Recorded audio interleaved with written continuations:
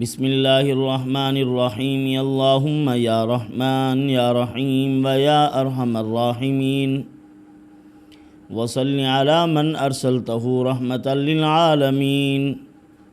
نہایت ہی واجب الاحترام بزرگان محترم، برادران عزیز، آج ہم آپ کی خدمت میں جو عمل پیش کرتے ہیں یہ دشمنوں کے لشکروں کو بھگانے کا عمل ہے، ان کو ذلیل کرنے کا عمل ہے، ان کو شکست فاش دینے کا عمل ہے۔ سورۃ زلزال کا عمل اور اس کے ساتھ قرآن مقدس کی 2 آیات بینات ہیں۔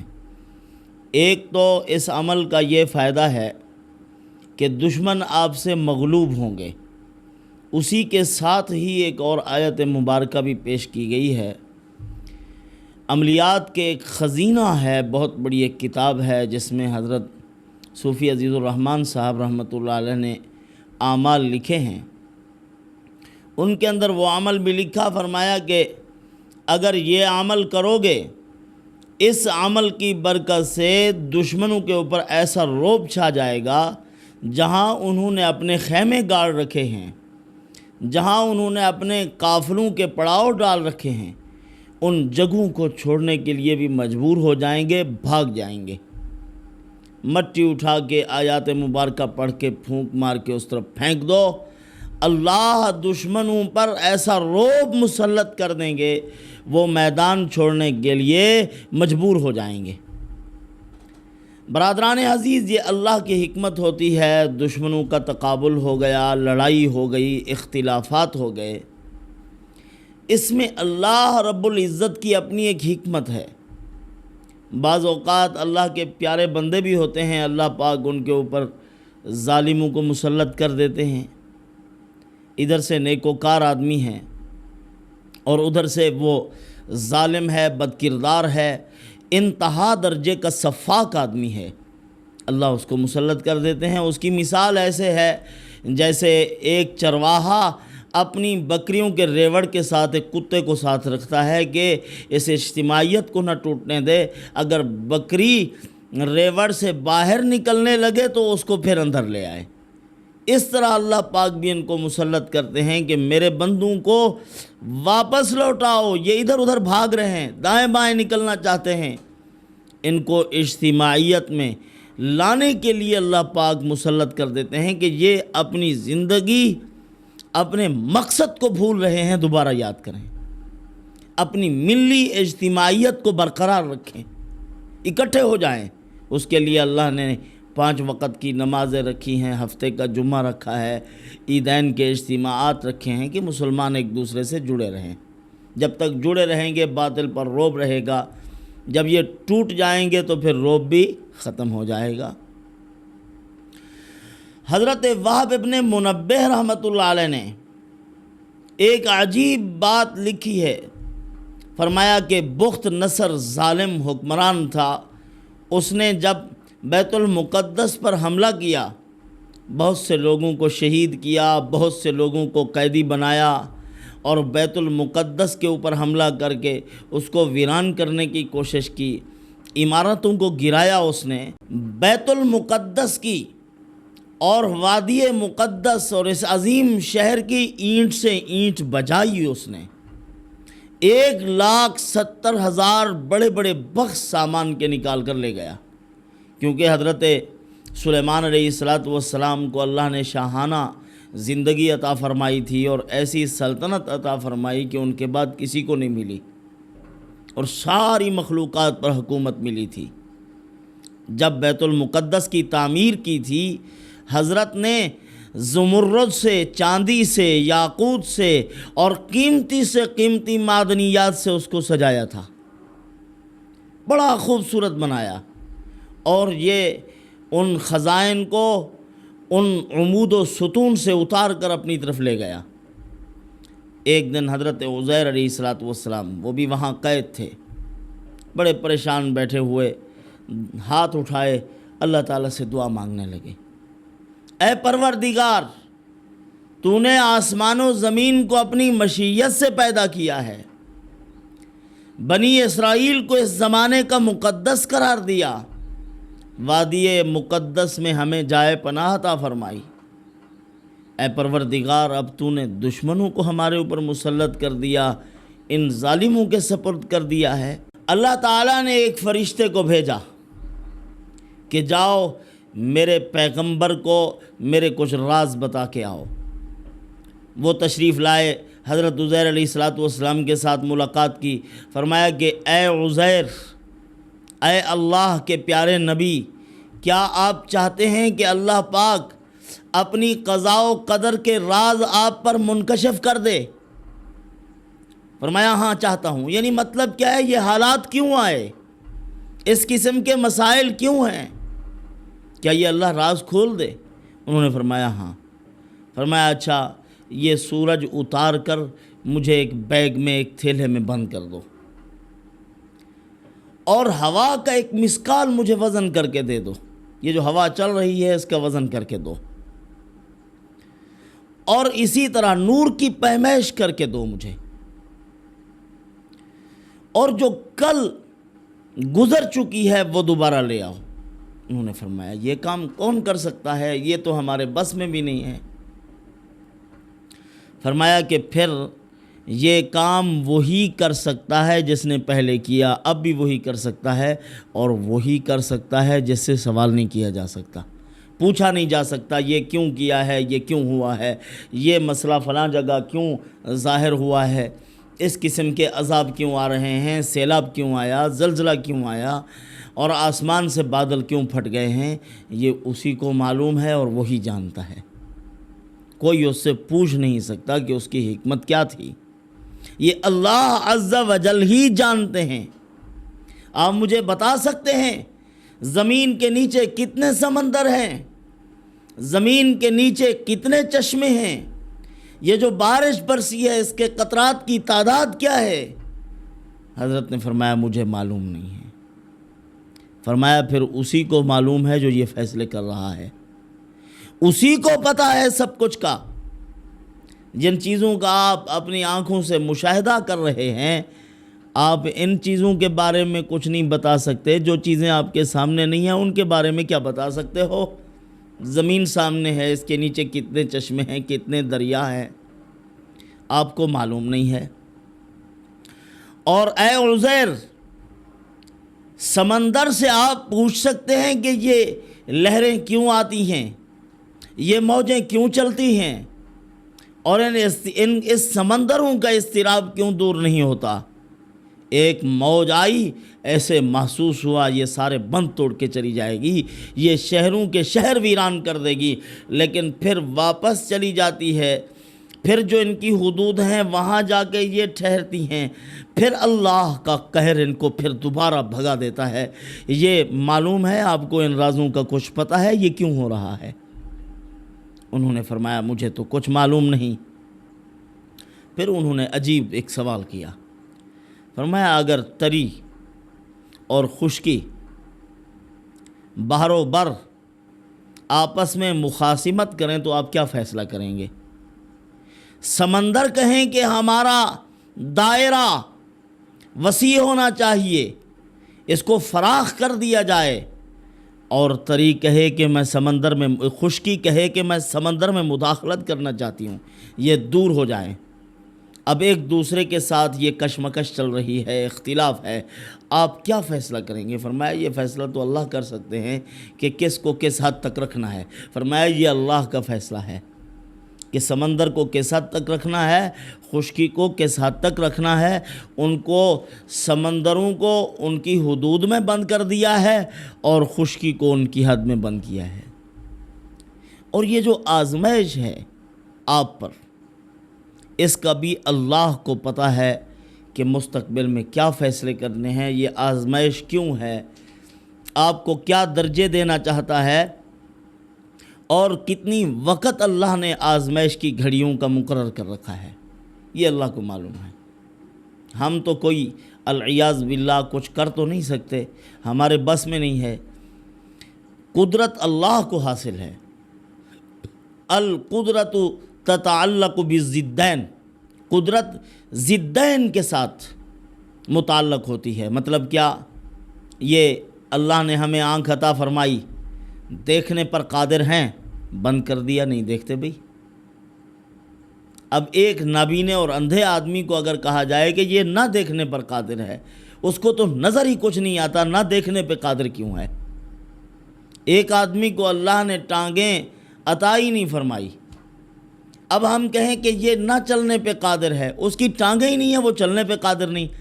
جس کو اللہ نے ٹانگیں عطا فرما رکھی ہیں، اب وہ چلنے پہ قادر بھی ہے، بیٹھ جائے نہیں چلتا، قادر ہے۔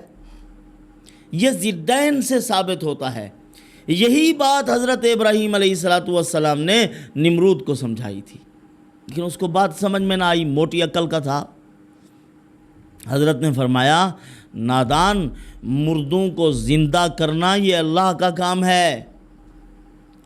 اس نے کہا میں بھی کر سکتا ہوں، میں اس کے اوپر سزائے موت کا فیصلہ ہے، اور اس کو ہم نے آزاد کرنا تھا، اس کو ہم موت دے دیتے ہیں، جس کو سزائے موت کا فیصلہ کرنا تھا اس کو ہم آزاد کر دیتے ہیں، یہ تو میں بھی کر سکتا ہوں۔ اللہ رب العزت کو یہ قدرت حاصل ہے، ایک آدمی چھری پھیرتا ہے جانور کی گردن پر، ذبح کر رہا ہے اس کو، لیکن اب جب رگیں کٹ گئی، عالم اسباب میں یہ کچھ ہو گیا ہے، اب روح کو روکنے کی طاقت بندے میں نہیں ہے۔ اللہ کو یہ قدرت حاصل تھی، لیکن اسباب عادیہ ہیں، جب اس نے یہ کام کر لیا، اللہ عز و جل اس کا خاتمہ کر دیتے ہیں۔ حضرت عزیر علیہ السلام بیت المقدس اور اس کے ارد گرد کی اجڑی ہوئی آبادیوں کو جب دیکھا، جاتے ہوئے سوال دل میں پیدا ہوا، تھا یقین، اللہ عز و جل کی ذات عالی پر یقین تھا، لیکن کیفیت کے بارے میں سوال، یہ کیسے ہوگا؟ فرمایا اے اللہ، یہ جو مر چکے ہیں، ان کی ہڈیاں بوسیدہ ہو چکی ہیں، یہ کیسے زندہ ہوں گے؟ اب کیفیت کا سوال ہے، جیسے حضرت زکریا علیہ السلام نے اللہ تعالیٰ سے بیٹا مانگا، اللہ تعالیٰ نے فرمایا آپ کو بیٹا عطا کر دوں گا۔ اب کیفیت کا سوال ہوا، اسی بیوی سے ہوگا یا اور شادی کروں گا، یہ تو بوڑھی ہو گئی ہے تو کوئی بچہ نہیں ہوا۔ انا یکون لی ولد، سوال کیا، اللہ میرا بیٹا کیسے ہوگا؟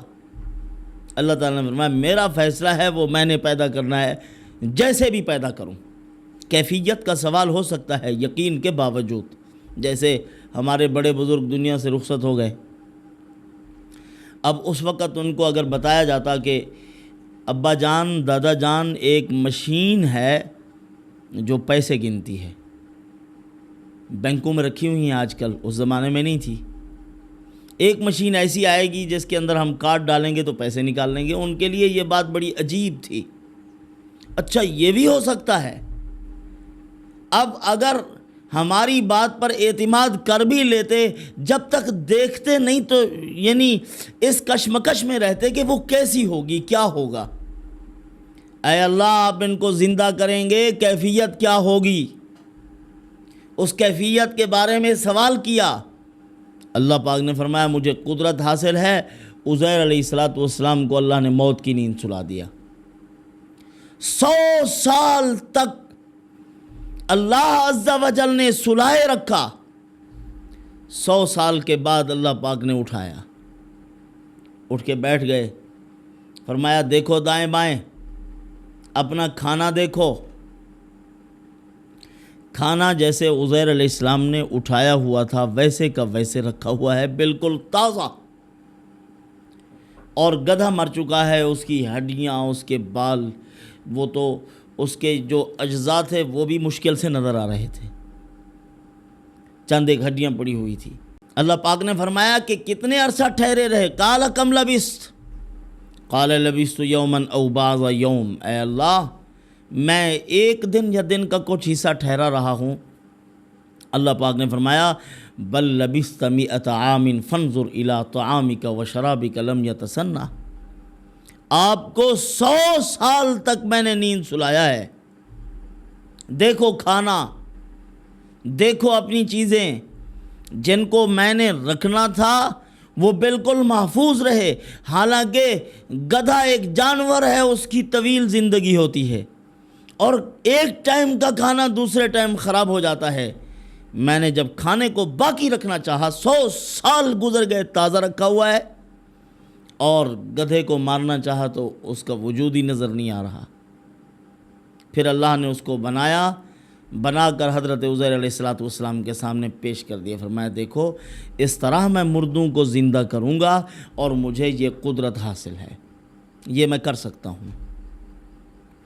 تو حضرت نے جب دیکھا تو فرمایا اعلم ان اللہ علی کل شیء قدیر، اے اللہ میں جان گیا، یقین آ گیا مجھے کہ تو قدرت رکھتا ہے، مردوں کو زندہ کرنے پر بھی قادر ہے۔ کیفیت کا سوال تھا، جب یہ مسئلہ بھی حل ہو گیا ہے تو اب یقین کامل، یقین محکم ہو گیا ہے، اے رب کریم آپ قادر مطلق ہیں، جو کچھ کرنا چاہیں کر سکتے ہیں۔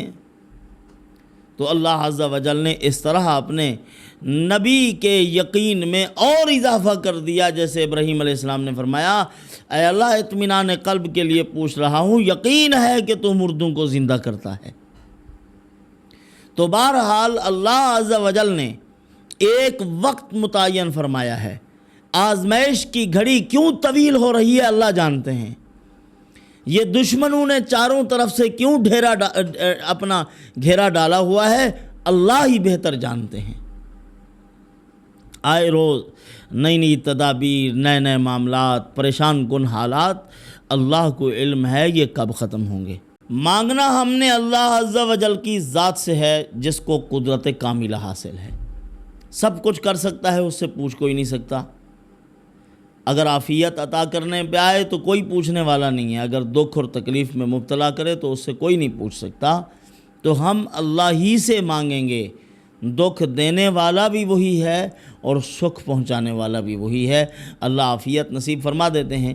تو بہرحال آج جو عمل آپ کی خدمت میں پیش کر رہے ہیں، جب دشمنوں نے آپ کو تنگ کر رکھا ہو، ناک میں دم کر رکھا ہو، آئے روز نئے نئے طریقوں سے تکلیف پہنچا رہے ہیں، آپ ان کے ساتھ مقابلہ کے لیے جا رہے ہیں، تو اس وقت آپ سورۃ الزلزال کی 7 مرتبہ تلاوت کریں، پڑھنے کے بعد مٹی اٹھائیں اور وہ دشمن کی طرف پھینک دیں، جس طرف سے اس کے گھر کا رخ ہے یا جہاں آپ جا رہے ہیں دشمن کے ساتھ مکالمہ کرنے کے لیے، تو آپ اسی مٹی کو پھونک مار کے ان کی طرف پھینک دیں، اور پھر اپنے ہاتھوں کو جھاڑ کے اپنے سر پر پھیر لیں، سر پر پھیر کے پورے جسم پر یعنی حصار کر لیں، پھر یہ آیت مبارکہ پڑھیں، فَاضْرِبْ لَهُمْ طَرِيقًا فِي الْبَحْرِ يَبَسًا لَا تَخَافُ دَرَكًا وَلَا تَخْشَىٰ وَجَعَلْنَا مِن بَيْنِ أَيْدِيهِمْ سَدًّا وَمِنْ خَلْفِهِمْ سَدًّا فَأَغْشَيْنَاهُمْ فَهُمْ لَا يُبْصِرُونَ۔ یہ پڑھیں۔ اب اللہ رب العزت دشمن پر غلبہ بھی عطا فرمائیں گے اور فاتح بھی بنائیں گے، اور اس عمل کو لکھا ہے کہ یہ عمل اسرار الہی میں سے ہے، اللہ رب العزت کے رازوں میں سے ہے۔ اس طرح دشمن کو اللہ پاک نیست و نابود کر دیں گے، ذلیل و رسوا کریں گے۔ بندے کو حق پر ہونا چاہیے، قرآنی اعمال میں بڑا اثر ہے۔ بندہ حق پہ نہیں ہے، قرآنی عمل کر رہا ہے تو اس سے نقصان بھی ہو سکتا ہے، ہونا حق پہ چاہیے۔ پھر دیکھو تماشا ان کا، جو دشمن آپ کا مقابلہ کرتے ہیں کس طرح ذلیل و رسوا ہوتے ہیں۔ اللہ پاک ان کو نئے نئے مصائب میں مبتلا کریں گے، ہر آنے والا دن ان کے لیے مشکلات لے کر آئے گا۔ اسی طرح اگر کوئی آدمی دشمنوں کے جھنڈ ان کے لشکروں کو بھگانا چاہتا ہے تو پھر یہ آیت مبارکہ پڑھے، سَيُهْزَمُ الْجَمْعُ وَيُوَلُّونَ الدُّبُرَ، مٹی پہ پڑھ کے پھونک مار کے پھینکے ان کی طرف۔ تعداد اس کی 21 مرتبہ ہے، 21 مرتبہ پڑھو، مٹی پہ دم کرو اور دشمن کی طرف پھینک دو۔ پھر یہ الفاظ پڑھو، الف با جیم دال ہا وا زا طا، یہ الفاظ پڑھو، الف با جیم دال ہا وا زا اور طا، یہ الفاظ مبارکہ پڑھ کے پھر پھونک مارو دشمن کی طرف۔ اللہ پاک دشمن کو ذلیل و رسوا کریں گے، ان کے لشکروں کو بھگانے پر مجبور کر دیں گے۔ وہ قادر مطلق ہے، باقی ساری دنیا اس کے سامنے مجبور ہے، اور اللہ رب العزت کی ذات عالی قدرت رکھتی ہیں، سب کچھ کرنے پہ قادر ہیں۔ تو ہمیں اللہ عز و جل کی قدرت کاملہ سے مدد مانگنی چاہیے۔ عاجزوں کے پاس نہ جاؤ، یہ تو عاجز ہیں، بندے عاجز ہیں، ان سے کیا توقع رکھی جا سکتی ہے کہ یہ کوئی مشکلات ہماری دور کر سکتے ہیں؟ سب کچھ کرنے پہ اللہ قادر ہے۔ اللہ رب العزت کی ذات عالی انہی معمولات سے استفادہ کرنے کی توفیق عطا فرمائے۔ وما علینا الا البلاغ۔